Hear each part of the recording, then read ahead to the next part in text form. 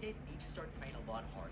Stanley here is afraid of a painting, which is a strange condition for the Squirtle dyslexic carnophobia.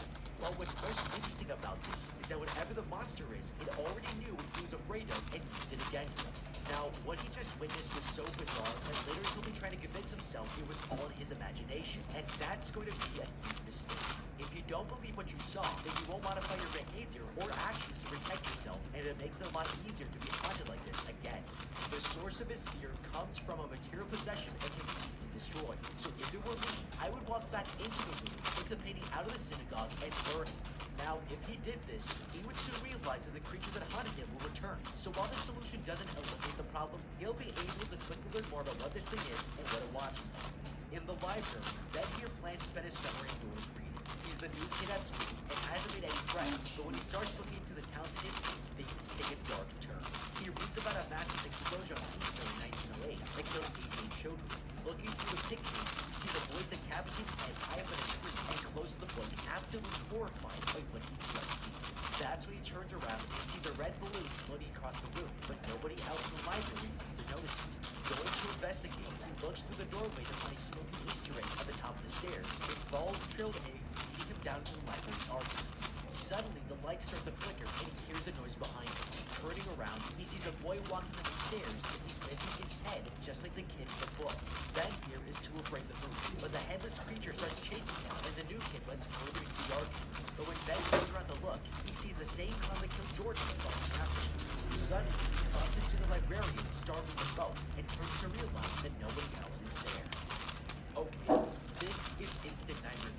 He didn't even notice that behind him, something evil was watching him before he even went downstairs. But he's just discovered a gold mine of vital information that could save a lot of people.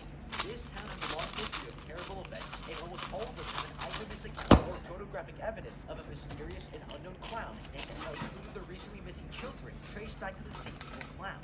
This means it's been haunting the town for hundreds of years, and that makes it supernatural, not human. Secondly, it tried to lure us away from the public to capture us, but as soon as the librarian arrived, the monster disappeared. That means you're never safe unless you're in the presence of an adult. That makes parents and adults a useful tool, but we need to keep them around for our safety, even if they never believe us. Thirdly, Ben was able to pick up the egg at the bottom of the stairs, so even though it's a supernatural entity, we have reason to believe we can still physically interact with it. This is a big deal, because if it's true, then we can logically conclude we might also be able to physically harm or even kill it under the right circumstances. Lastly, this book clarifies that these events are happening specifically within the boundaries of Derry and not anywhere else. By leaving the town, we may also be breaching the boundaries of its influence, and it won't be able to kill us beyond those borders. Now, information is this cloud's worst enemy, because if you're informed, then you can be prepared. If it were me, I would be warning everyone in town and show them the proof of this book. It doesn't help that Ben here is a newbie, but if he started telling people, he would soon learn that other kids are being haunted as well, and they would be able to quickly band together, which is a much safer way to deal with a supernatural threat if it's trying to pick them off one by one. When all the kids finally admit to each other that they're being haunted, it's going to open up a lot more opportunities for us to beat this creature with some pretty crazy ideas. Isa lang ang pangarap ko sa buhay. Magkaroon ng pamilya at bigyan sila ng bahay. At para maging totoo, kailangan malakas ang proporasyon para laging may suporta ano man ang mangyari. Kailangan matibay ang pamilya para laging protektado ang pamilya. Kailangan may matatag na matututunan para may angat ko siya hanggang kaya niya tumayo mag-isa. Kailangan makinis ang dahil para palagi ko siyang maisasama. Gumawa ng tahanan. Leaving the library, the new kid is absolutely terrified of what just happened, but it's about to get even worse. The local bullies are waiting for him outside the building and plan to welcome him to the neighborhood as painfully as possible. They take him to Lover's Bridge where they're about to torture him, but that's when a car approaches. He screams out for help, but the passengers don't even look concerned for his safety, and as they drive away, a red balloon appears in the back seat. The leader pulls out his switchblade and begins carving his name into the kid's flesh, but the boy kicks the bully away and falls over the railing, tumbling down the hill towards the river. Furious, they jump down the chase after him, but they've lost his trail. On the other end of the river, Billy and his friends are exploring the sewer systems, looking for any sign of his brother Jordan. Eddie here is terrified of germs and refuses to join their search. finds a shoe floating in the water. Looking inside, they realize that it belongs to Betty Ribson, one of the girls that went missing only weeks ago, and it's evidence that these boys are onto something.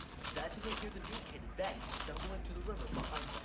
Realizing he's hurt, they offer to take him back to town. Meanwhile, this bully's still looking for the new kid and hears a sound coming from a tunnel nearby. Thinking it's him, he walks inside and uses an aerosol tank to light his way. But as he travels deeper, he hears a voice calling out. Lighting the tunnel, he's shocked to see 4 dead people appear in front of him. He runs back to his sewers in terror, but finds his escape blocked by a gate. Suddenly, this red balloon floats towards him and pops, revealing Pennywise the clown right before the kid is devoured. Okay, this might be horrifying, but at least he's taking out a bully, and that makes this a net positive. The evil clown is fed, and the streets of Derry are a little bit safer for a kid like Betty. Now, as for this bully, there were 2 obvious mistakes he made that got him killed. First, he used his lighter and aerosol can to illuminate the tunnels, but didn't bother using it as a weapon when he was faced with a threat. Instead, this kid drops into the water and runs in the wrong direction, trapping himself inside. The next mistake he made was not even trying to squeeze through these metal bars. He's a pretty skinny kid, and instead of letting these bars become a trap, we should try to turn them into a barrier for defense, but he didn't even consider it as an option. Now, with these obvious points out of the way, there are a few details that tell us more about this clown and how it operates. With a new kid who's being bullied, these people drove by but didn't stop to help him. Now, you might think that they realize that as senior citizens, they can't do much to intervene. But if you look at their faces, there is zero compassion or expression